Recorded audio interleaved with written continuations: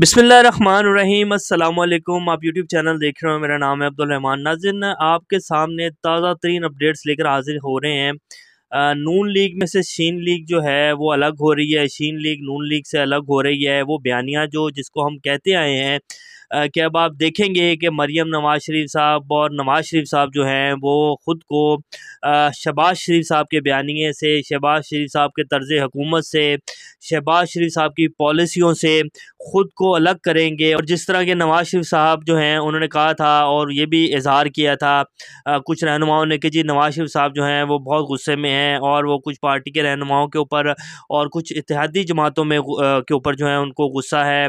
और वो कह रहे हैं कि जी पार्टी को बहुत नुकसान पहुंचाया है। पिछले ये 4 माह 5 माह के जो फैसले लिए हैं हमने, इससे पार्टी को बहुत नुकसान पहुंचा है। और इसीलिए जो है उन्होंने मरियम नवाज़ शरीफ साहिबा को दोबारा से पंजाब की ज़िम्मेदारी सौंप दी थी।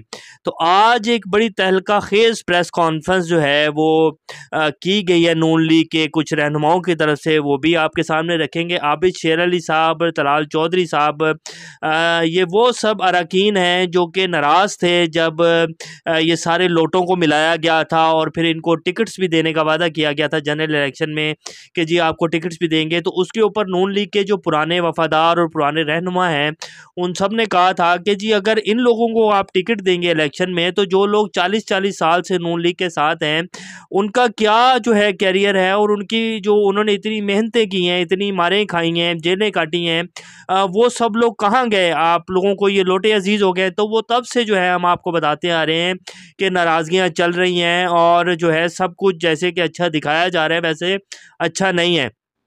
तो अब जो है वो नवाज़ शरीफ साहब की वो उसके ऊपर थपकी के ऊपर आबिद शेर अली साहब जो आए हैं पाकिस्तान थोड़े दिन पहले, उन्होंने आज तलाल चौधरी साहब को बिठाकर जो प्रेस कॉन्फ्रेंस की है वो आपके सामने चलाते हैं, ये आप देखें। उसके बाद जो है आगे बात करते हैं कि अब आगे होने क्या जा रहा है।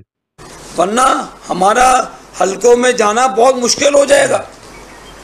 ये जो लोग एहतजाज कर रहे हैं ये कोई और पार्टियों के लोग नहीं हैं, ये पाकिस्तान मुस्लिम लीग नून के लोग हैं।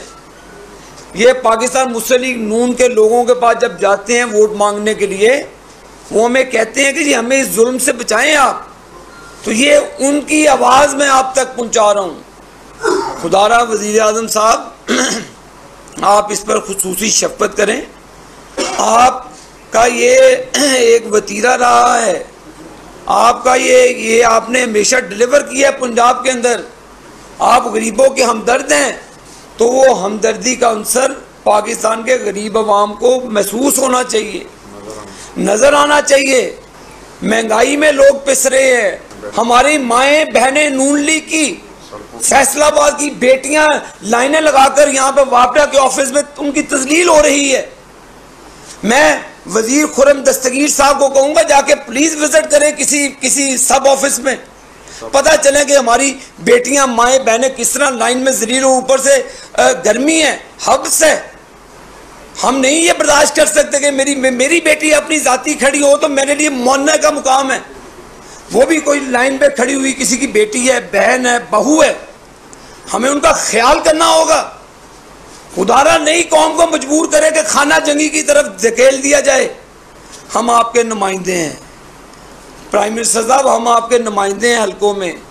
ये मैं दुख भरी दास्तान अवाम की आपके सामने पेश कर रहा हूँ, अवाम के नुमाइंदा होने की। जी, तो ये वीडियो अब आपने देख ली है। अब इसमें जो है शहबाज शरीफ साहब की जो पॉलिसियां हैं उनसे इनकार करना शुरू कर दिया गया है। नवाज़ शरीफ साहब और शीन लीग और नून लीग अब आपको वाज़ह नज़र आएगा थोड़े दिनों में कि ये बिल्कुल पॉलिसी जो है वो एक अलग होगी। और फिर मरियम नवाज़ शरीफ साहब जब निकलेंगे इलेक्शन कैंपेन पर, जैसे कि उन्होंने फ़ैसला किया है कि जी वो सैलाब ज़दगान के इलाकों का जो है वो दौरा करेंगी और अब वो दोबारा से अपना वही बयानिया लेंगी, वोट को इज़्ज़त दो। और जो शहबाज शरीफ साहब का मुफाहमत वाला एक बयानिया था और जिस तरह उन्होंने ये सब कुछ किया और पार्टी को नुकसान पहुंचाया, वो सब कुछ जो है आपके सामने आएगा।